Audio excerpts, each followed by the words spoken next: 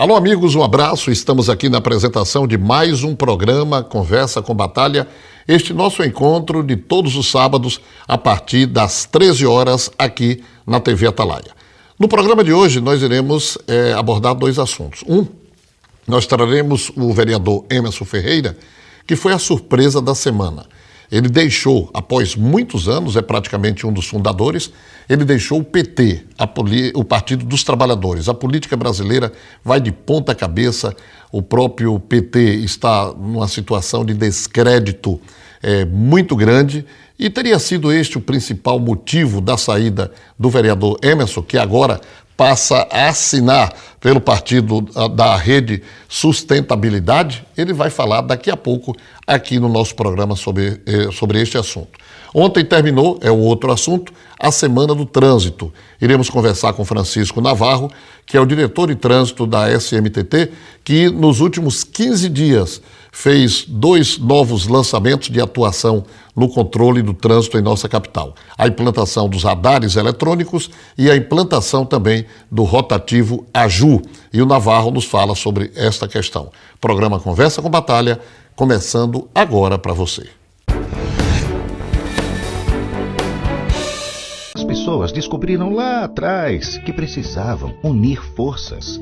Perceberam que o rico dinheirinho do seu trabalho poderia ficar mais forte se somassem suas economias para multiplicar recursos e realizar seus projetos. A Unicred Aracaju presta todos os serviços bancários. E melhor, os lucros retornam para o seu bolso. Na Unicred, você é o dono do banco. Agora, a Unicred completa 15 anos de Sergipe. Pertinho de você, na Avenida Francisco Porto, 45. Muito bem, voltamos aqui com o programa Conversa com Batalha, aqui pela TV Atalaia, este nosso encontro de todos os sábados à tarde, a partir das 13 horas.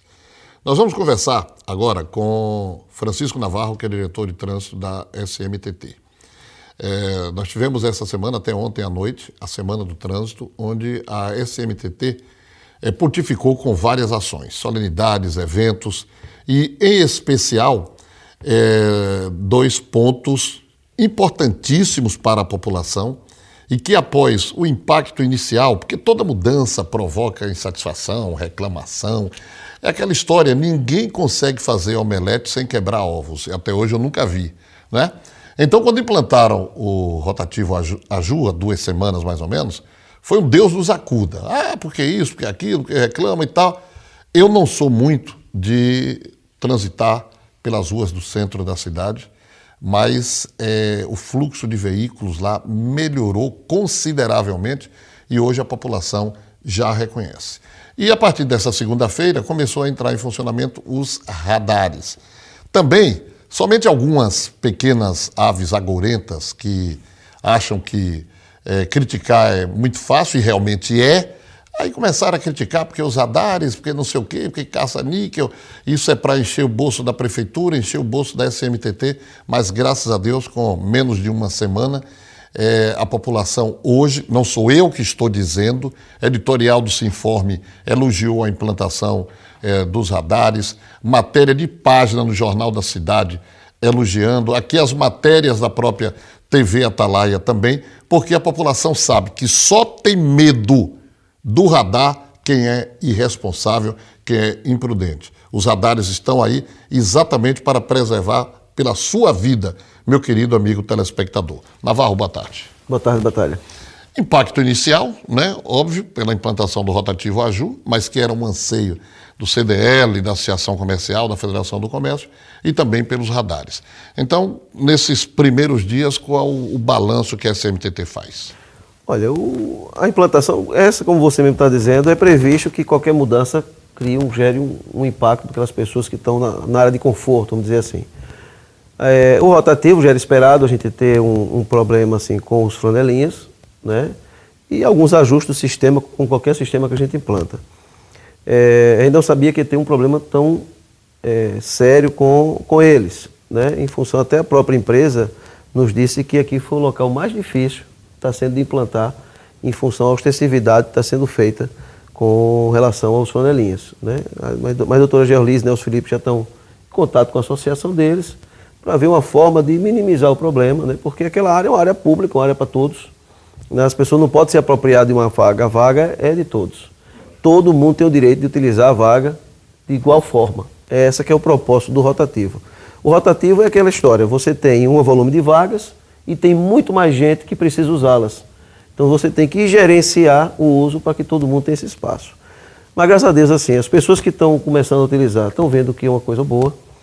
Os comerciantes, eles estavam aguardando isso porque a ideia do rotativo é para o cliente, não é para o lojista. Né? E todo lojista só sobrevive, naturalmente, se tiver o cliente. Tem lançado uma ideia aqui dentro em Recife, já tem inclusive lojistas aderindo, dizendo o seguinte, olha, se comprar na minha loja, eu pago o rotativo para você. Né? Porque é uma forma de atrair o cliente para a loja. O equipamento de sinalização, né, como já foi avisado antecipadamente, como já estava vendo, já tem aí uns 4 meses que a gente está implantando esses equipamentos. Pegamos uma fase de chuva terrível que o Inmetro não conseguia fazer a medição e por isso atrasou um pouco. Né? Mas assim, radar é uma fiscalização, não é, necessária em função da desobediência. Se você não desobedece, você não vai ter problema nenhum com ele. Não é? Você achar ruim um radar é a mesma coisa que você ache ruim que um guarda esteja perto de você quando você está andando numa praça. Ele está ali para quê? Para pegar as pessoas que vão fazer as coisas erradas e não as coisas certas. Eu achei interessante, Navarro, foi que no primeiro dia logo, só no afã de criticar, o que eu digo sempre e repito, criticar é muito fácil. Eu dou o exemplo da construção de um edifício. Sim. Você leva 1 ano, 2 anos para construir aquele edifício. O mesmo edifício você coloca abaixo em 30 segundos. Coloca uma banana dinamite, implode e acabou, né? Então, existem aqueles que são do contra porque são, outros porque por interesses políticos. Aí eu, ouvindo uma determinada emissora de rádio na segunda-feira, eu comecei a rir. O apresentador mandou um repórter para a rua ali para 13 de julho com a Francisco Porto, naquele semáforo que tem ali, só esperando que o pau viesse em cima da prefeitura, porque ele é escancaradamente contra a administração. Aí, o primeiro foi uma mulher. O que é que está achando do radar? Eu acho bom, porque assim não acontece. O segundo, não, eu acho bom, só assim esses irresponsáveis, não sei o quê. O terceiro, ele não entrevistou mais ninguém. Aí só a opinião do povo que está passando por aqui, é quase unânime o povo contra. Eu digo, rapaz, o pior cego é aquele que não quer ver, né? E a maioria dos radares que a gente colocou, assim, de 15 locais, 12 são em semáforos. Que é onde as pessoas avançam o sinal, onde fica em cima da faixa de pedestre, passam correndo de forma desenfreada. Então, são os locais de maior índice de acidentes. Então, o trabalho que a gente está fazendo está voltado em estatística. E a estatística é o quê? É muito acidente. Só na Tancredo Neves, até essa data, já tiveram mais de 400 acidentes, em uma única avenida. Então, você vê o volume de acidentes que tem deste ano. De janeiro até agosto, foram mais de 400 acidentes lá na Tancredo Neves. Né? E com números parecidos a Beira-Mar, a Heráclito, Hollenberg. Então, se você não tem um controle, se você não tenta fazer alguma coisa para melhorar a sinalização, a coisa vai tender a piorar. Ô Navarro, tem outro detalhe. Eu, em gestões passadas, eu critiquei muito os radares, que na época eram os pardais, porque ali sim era caça-níqueis realmente, porque era desse tamanho o aparelho. Agora é um monstro desse tamanho, parece um televisor de 32 polegadas ou de 40 polegadas, né? Só não vê quem não quer. Bem ostensivo ele. Bem ostensivo. E aí eram pardaizinhos escondidos embaixo de árvores, atrás de postes. Ali sim eram pegadinhas. Senhores, não tenho nem dúvida, mas agora não. É uma questão que... Uma outra questão, existia também na gestão passada uma oscilação na velocidade. Tinha locais que era 40, outro era 60, outro era 80, aí o cara não sabia, de repente, vapo. Agora unificou velocidade máxima a 60 km. 60 km, com exceção da lombada eletrônica, né, que a lombada eletrônica ela serve como uma parada forçada para que a pessoa tenha ali uma curva perigosa, uma passagem de pedestre, como é o caso do Nestor Piva, que é a única lombada que a gente colocou até agora. Lá tem uma passagem muito grande das pessoas que vão para o centro de saúde, e aí a gente botou o equipamento, senão ninguém consegue atravessar a rua ali. Certo, muito bem. Então, funcionamento normal, de uma maneira geral, se formos fazer toda e qualquer pesquisa. Eu tinha dito isto, e alguém postou aí em uma rede uma determinada figura, mas que todos conhecem o perfil dessa figura, é muito amigo do Hugo aqui, postou que eu tinha ficado doido quando eu disse que pesquisa da SMTT dava quase cerca de 80% da população pedindo a volta dos radares. Eu estou exagerando, Navarro? De forma nenhuma. O número de acidentes é evidente, as pessoas ficam reclamando, a gente recebe inúmeros pedidos. Hoje mesmo, num programa de rádio, eu fui pedindo ali na Hermes Fontes, pedindo na Heráclito Hollenberg e outros locais, pedindo lá no final do Euclides Figueiredo. Então, as pessoas clamam por isso, porque, infelizmente, a educação de muitos dos nossos condutores é terrível. Não respeitam a faixa, não respeitam a velocidade da via, é moto em cima de calçada, é moto fazendo carro, mas não é carro pequeno não, viu, Batalha? É carro grande, fazendo retorno em cima dos meios-fios, na parte que é para cadeirante. Aí estoura todo o pavimento, acaba com tudo, e as pessoas ficam indignadas, né? E o que é que vai? Recorrer a quem? É a SMTT.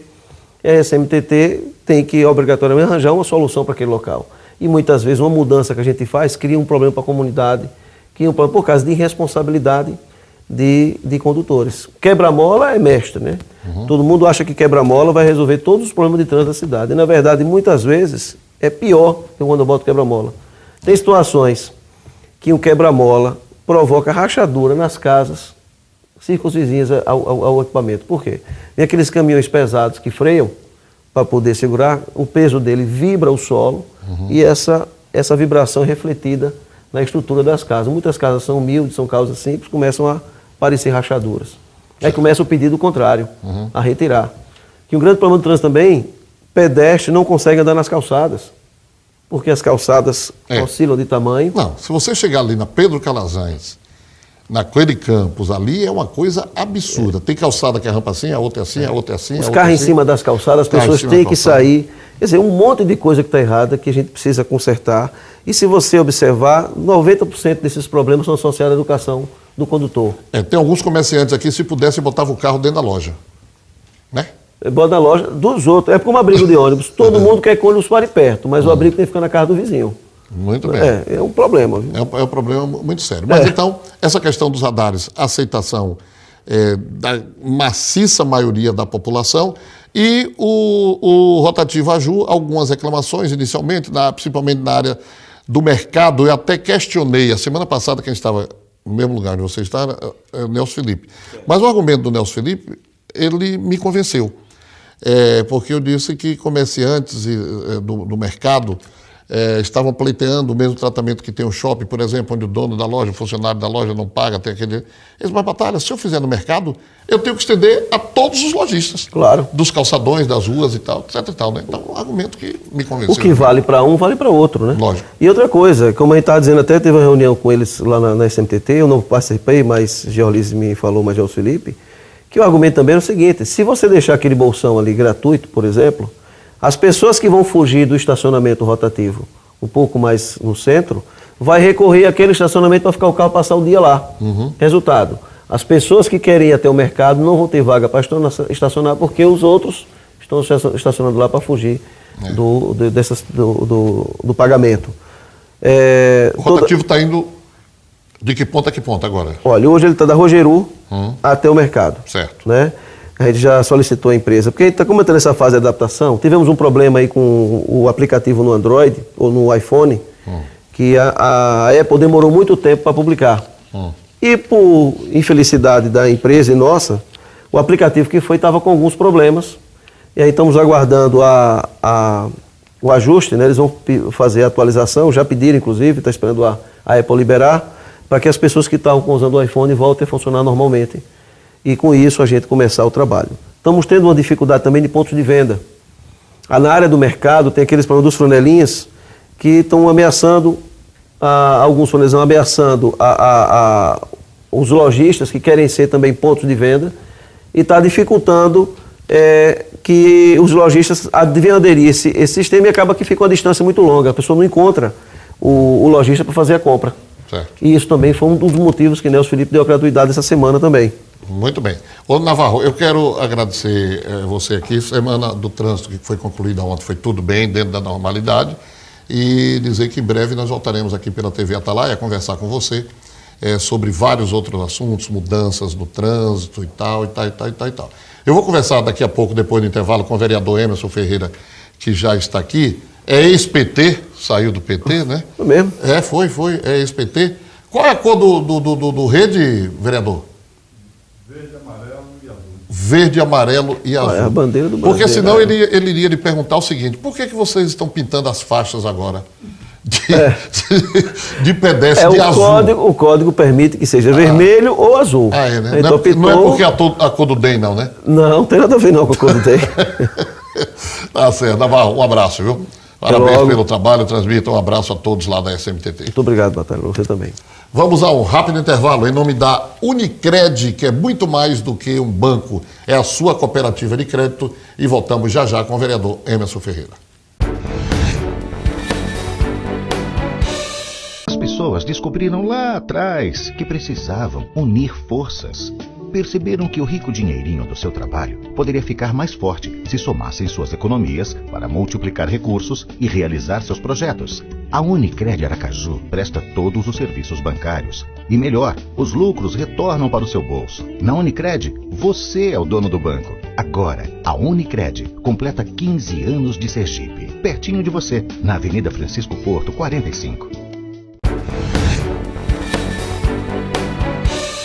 Muito bem, voltamos aqui com o programa Conversa com Batalha, este nosso encontro de todos os sábados, a partir das 13 horas aqui pela TV Atalaia. Em nome da Unicred, tempos difíceis, faça uma visita à Unicred, conheça as linhas de crédito especiais que ela tem para você, as melhores taxas para o cheque especial do mercado, Avenida Francisco Porto, número 45. Vereador Emerson Ferreira, que foi a notícia política da semana com a sua saída do Partido dos Trabalhadores. Vereador, boa tarde. Boa tarde, boa tarde. Satisfação muito grande recebê-lo aqui pela primeira vez na TV Atalaia. Sempre, isso é um prazer enorme. Já temos contato através da imprensa em outros momentos e agora aqui no programa da TV Atalaia. Vereador, claro, óbvio que o vereador já explicou em outros programas no decorrer da semana, mas para os telespectadores do Conversa com Batalha, surpreendeu essa sua saída do Partido dos Trabalhadores. Qual foi o principal motivo? Raiva de Dilma? Não. Nós procuramos fazer política com coerência e não trabalharmos uma política com ódio, com raiva, né? E tudo é consequência de um processo, da dinâmica de um processo. Nós estamos dialogando com o grupo de construção da rede, tanto no Brasil quanto aqui em Sergipe, há 3 anos. Nunca tornei isso público em respeito a estar afiliado a um partido político. E agora, com o momento de criação do registro da rede, nós estamos externando e é simplesmente a perspectiva de uma militância política, de um processo de construção onde a gente tenha oportunidade para influenciar mais. Então, não estamos olhando para trás, não existe nenhum fato, né, que, do ponto de vista do convívio, né, dentro do Partido dos Trabalhadores, nada do ponto de vista das relações estabelecidas dentro do Partido dos Trabalhadores, né, até porque nesses últimos anos eu tenho praticamente restringido minha militância ao exercício do mandato do vereador e não tenho convivido com o dia a dia do Partido dos Trabalhadores. Então, nada a reclamar do Partido dos Trabalhadores, temos toda uma história lá dentro e nós estamos agora num processo de construção de uma nova política no Partido Rede Sustentabilidade, que me atraiu pela perspectiva de, ao tomar conhecimento desse partido, ler o manifesto e ler o estatuto, que acho que esse deve ser o procedimento de todo mundo que queira ingressar no partido político e notadamente na Rede Sustentabilidade, porque o partido não pode estar acomodando projetos pessoais. Então, isso me agradou muito do ponto de vista da perspectiva de democratização do partido, né, numa perspectiva de militância mediante o curso de formação política, ou seja, o cidadão que queira ser membro filiado da Rede Sustentabilidade tem que fazer um curso de formação para que tenha homologada a sua filiação. E nesse processo de discussão, a gente espera construir uma militância qualificada. Quantos anos como filiado ao PT, vereador, e se durante esses anos o senhor frustrou-se com aquilo que era apresentado de proposta pelo partido e a expectativa que o senhor tinha? Veja só, eu me filiei no Partido dos Trabalhadores ainda no segundo ano de existência do Partido dos Trabalhadores, lá desde o início, né? Sempre militei no Partido dos Trabalhadores. Fui candidato pelo Partido dos Trabalhadores em 1996, concorri ao Diretório Municipal e depois disso, por compromissos profissionais, me afastei da militância, né?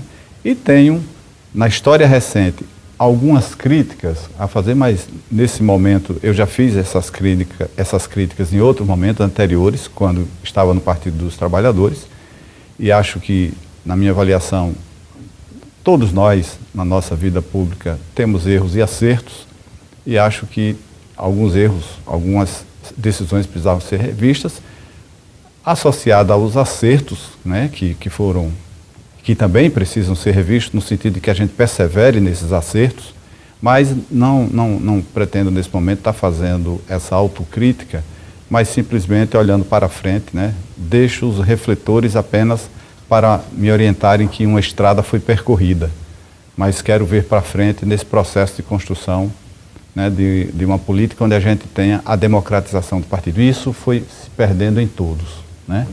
A falta de democracia dentro dos partidos, os partidos têm donos, eles se constituem em caricaturas, impedem a renovação política, por isso que o povo tem desesperança e desacredita da classe política, mas fica sem alternativa de renovação, porque no cenário dos cargos majoritários, de eleição para deputado federal, para deputado estadual, predomina o interesse dos donos do partido e eles tratam a política como projeto pessoal.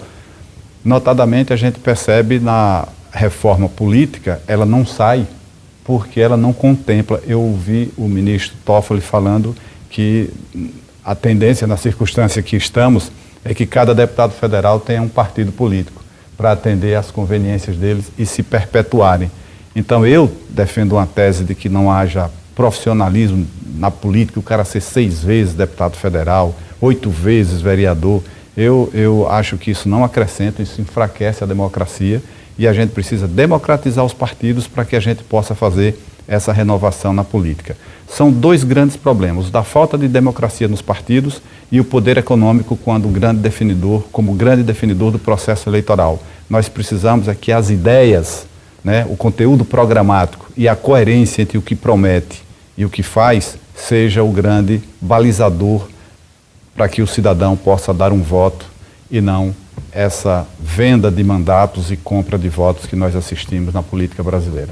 Muito bem, 2016 nós teremos o nome de Emerson Ferreira na chapa proporcional ou poderemos ter uma surpresa do nome de Emerson Ferreira em uma chapa majoritária? Falei há pouco da coerência e disse que não entendo profissionalismo como algo bom para a política. Profissionalismo aqui falo no sentido de que a pessoa se perpetue no exercício de um cargo político. Então eu defendo que na política a pessoa só deveria exercer um mandato até 2 vezes. E eu estou no 2º mandato de vereador. Então, em Aracaju, jamais disputarei uma eleição para vereador para que eu seja coerente com aquilo que eu digo. Agora, estarei sempre na política, seja com militância partidária ou sem militância partidária.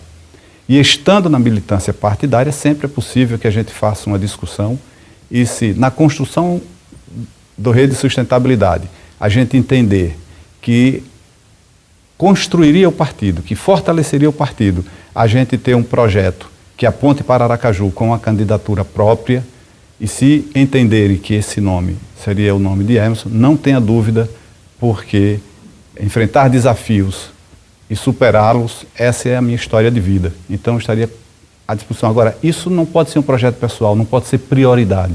A minha prioridade nesse momento é contribuir para a construção da Rede Sustentabilidade.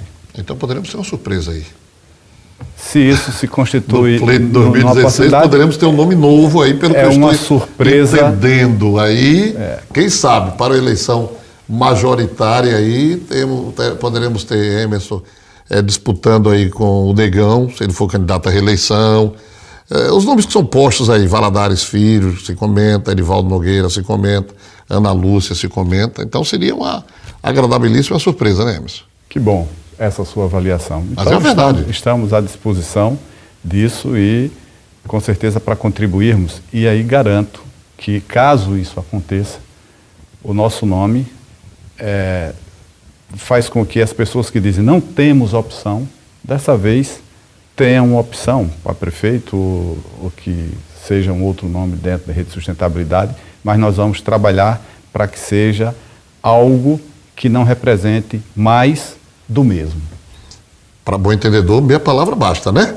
Joguem as suas cartas aí, façam as suas apostazinhas. Mas, vereador, me faça um balanço das suas, nesse segundo semestre aí, já estamos entrando em outubro, das suas ações lá na Câmara de Vereadores, de projetos, tramitando. Nós temos aproximadamente 10 projetos tramitando na casa, projetos da nossa autoria, que passam desde a questão da transparência na administração pública, nós temos projetos nesse sentido, projetos até que inclusive já apresentamos em outro momento, projetos que às vezes já apresentamos no primeiro mandato não foram aprovados e a gente insiste, porque quanto mais transparência na atividade pública, mais a gente está se aproximando do objetivo e do princípio que deve nortear o serviço público. Temos um projeto que trata de médico na creche, nós estamos apontando para que os médicos, a prefeitura que tenha na sua Secretaria de Saúde um quadro de médicos, disponibilize pediatras para que eles façam, com uma certa periodicidade, uma consulta das crianças nas creches, para a gente dar um fortalecimento da educação infantil. Nós estamos com um projeto do IPTU Verde, que já houve manifestação da prefeitura no sentido de incorporar esse projeto, e a gente faz isso com muito desprendimento, que não trata aqui, tem que ser da minha autoria. Não, para mim o que vale é a ideia a ser colocada em prática. E essa ideia coloca Aracaju no caminho das cidades sustentáveis. Então nós vamos ter um projeto onde as pessoas nas suas casas, quando plantarem árvores, quando fizerem telhado verde, calçada verde, quando fizerem aproveitamento da água da chuva, da energia eólica, da energia solar, essas pessoas passam a ter isenções por um período de até 5 anos no imposto predial e territorial urbano. Então isso agrega valor, isso aponta para o desenvolvimento sustentável do nosso município, E temos projetos nesse sentido, projeto que trata, por exemplo, da questão do paredão, do som, da poluição sonora, que tanto incomoda os brasileiros, em particular os sergipanos, inclusive se vincula até com casos de homicídio, por conta desse problema, e nós estamos tratando isso como uso indevido do solo. Então, dentro do princípio de uso e ocupação do solo, a gente já conversou isso com autoridades policiais, com autoridades públicas e todos concordam, e nós encontramos esse caminho e fizemos a sugestão. Quem parar numa praça com um som muito alto vai pagar uma multa por uso indevido do solo e do espaço urbano e terá o seu som apreendido. Então, no sentido de que a pessoa pode até transitar, ou quando quiser utilizar o som, existe toda uma legislação que fala dos decibéis, da possibilidade, do horário, dessas coisas todas. Ou seja, é a gente exercer a cidadania em sua plenitude, no respeito ao próximo. Eu, para usar um aparelho de som, eu tenho que respeitar aquele cidadão que poderá ouvir nos seus direitos também. Então é preciso que a gente crie essa prática. Temos vários projetos, eu já disse, são cerca de 10 projetos. Temos o projeto que institui a política de menor aprendiz no município de Aracaju. Aracaju é uma das poucas capitais que não tem esse projeto, menor aprendiz ainda. Nós já tivemos a oportunidade de discutir isso com o prefeito, no sentido de que a gente tenha... E esse projeto é um projeto que eu absolvi de uma proposta integral do Ministério Público, do Trabalho, que fez essa proposta para que Aracaju se adeque no sentido de que possa tirar essas crianças, esses adolescentes, da possibilidade da criminalidade, dando-lhe uma ocupação além da atividade escolar. Muito bem, vereador Emerson Ferreira, satisfação muito grande recebê-lo aqui no nosso programa, pela primeira vez aqui no Conversa com Batalha pela TV Atalaia, e em outras ocasiões nós voltaremos a conversar, ok? Muito obrigado. Chegamos, portanto, ao final do programa Conversa com Batalha no dia de hoje, em nome da Unicred, que é muito mais do que um banco, é a sua cooperativa de crédito, Avenida Francisco Porto, número 45. Na próxima semana, no próximo sábado, estaremos aqui com fé em Deus, a partir das 13 horas. Um abraço e até lá. As pessoas pessoas descobriram lá atrás que precisavam unir forças. Perceberam que o rico dinheirinho do seu trabalho poderia ficar mais forte se somassem suas economias para multiplicar recursos e realizar seus projetos. A Unicred Aracaju presta todos os serviços bancários. E melhor, os lucros retornam para o seu bolso. Na Unicred, você é o dono do banco. Agora, a Unicred completa 15 anos de Sergipe. Pertinho de você, na Avenida Francisco Porto, 45.